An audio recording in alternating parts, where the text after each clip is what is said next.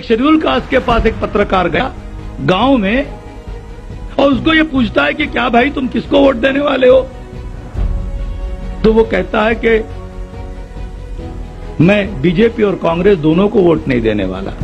तो फिर किसको देने वाले हो? तो वो कहता है ये मेरा सीक्रेट अधिकार है, मैं क्यों बताऊं आपको, आप क्यों पूछते हैं मेरे से? तो पत्रकार कहता है उसको कि आप बीजेपी को वोट नहीं देने वाले, ये बात तो मैं समझ सकता हूं, लेकिन कांग्रेस को वोट क्यों नहीं देने वाले? उसने कहा क्यों दे कांग्रेस को वोट? तो उसने कहा कि अरे कांग्रेस आपके लिए, आपकी कल्याण के लिए कितना काम कर रही है। आप गांव के आदमी है, आपके पास जमीन नहीं है, तो आपको भेड़ बकरियां भैंस खरीदने के लिए आपको बैंकों से लोन दे रही है, सब्सिडी दे रही है, आपको पंचायत व्यवस्था में आपको प्रतिनिधित्व दे रही है, आपको सरपंच बनाया जा रहा है, पंच बनाया जा रहा है।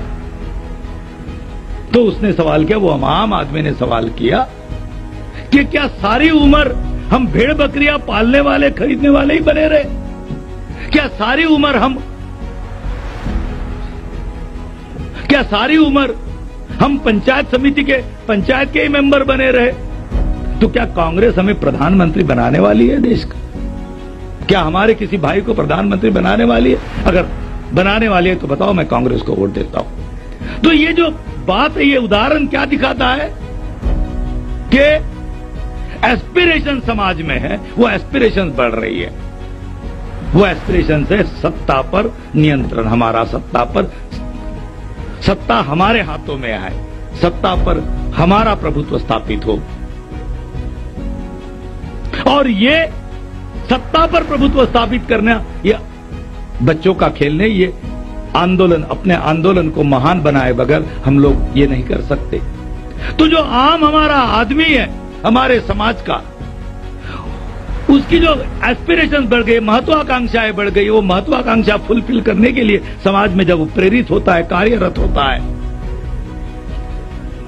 तो इससे उनका ध्यान हटाने के लिए हमारे समाज में अन्याय अत्याचार की बात को लेकर, अरे वो गांव में अन्याय हो गया, भाई उसके लिए क्या करने वाले हो तुम?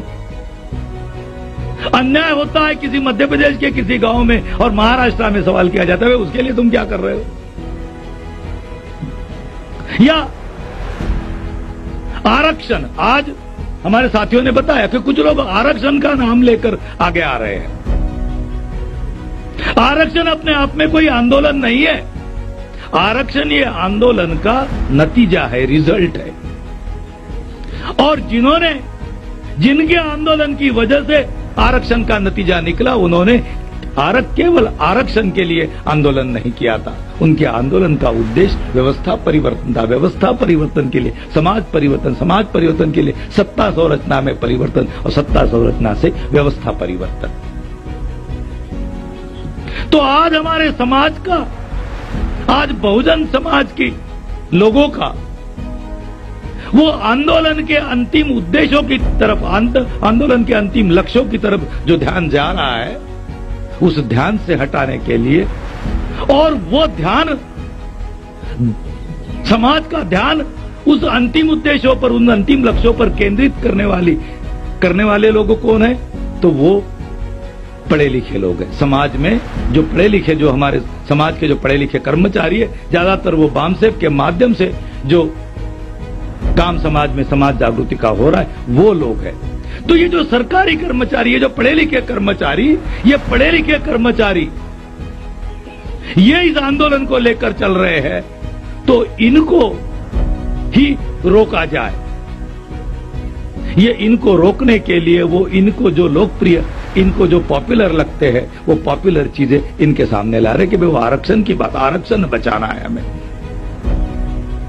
तो ये आरक्षण का नाम लेकर, अन्याय अत्याचार का नाम लेकर हमारे समाज को, हमारे पढ़े लिखे लोगों को डाइवर्ट करने के लिए डाइवर्ट किया जा रहा है, और डाइवर्ट करके उनका आंदोलन से ध्यान हटाया गया। इसके लिए आज जो नेता के नाम पर, नेताओं के नाम पर जो भड़वे और दलाल पैदा हो गए, ये वर्तमान में सबसे खतरा है। क्योंकि राजनीतिक भड़वेगिरी को हम पहचान लेते हैं, लेकिन इसको हम समझ, क्योंकि हमें ऐसा लगता है कि ये हमारे ही आंदोलन की बात है, तो हमें उसमें पड़े, हम अपना काम छोड़कर हम इसमें पड़ जाते हैं। ये आज सबसे बड़ा नुकसान का खतरा है। तो हमें क्या करना होगा? जैसे जैसे क्रांतिवादी आंदोलन बढ़ेगा, वैसे वैसे मैं आपको ये बताना चाहता हूं कि दलालों और भड़वों की संख्या कम नहीं होने वाली। हमारे को बहुत साथियों ने कहा कि भाई इसको कम करो, ये इसको कम कैसे किया, ये ना हो पाए। ये ऐसा नहीं होने वाला। दलाल और भड़वों की संख्या भविष्य में बहुत बड़े पैमाने पर बढ़ने वाली है, क्योंकि ये बढ़ाना ये हमारे हाथ में नहीं है, ये हमारे दुश्मन के हाथ में। दुश्मन हमें गुमराह करने के लिए, हमारा ध्यान, हमारा अटेंशन डाइवर्ट करने के लिए वो ये बात करते रहेगा। तो सबसे बड़ा उपाय, सबसे बेहतर उपाय ये है कि हम भड़वे और दलालों का फिनोमिना समझे, और फिनोमिना समझकर भड़वे और दलाल क्या होते हैं, कैसे होते हैं, वो क्या करते हैं, ये समझे और समझकर अपने समाज को समझाए, ताकि भड़वे और दलालों का जो प्रभाव समाज पर होता है वो प्रभाव को काउंटर किया जाए, उस प्रभाव को निष्प्रभ किया जाए। यही उसका सबसे बड़ा उपाय है। ये बात आप लोगों के सामने रखने के लिए हमने इस विषय को आपके सामने रखा था। तो इस संदर्भ में इस बात को आपको समझते हुए आगे बढ़ना होगा।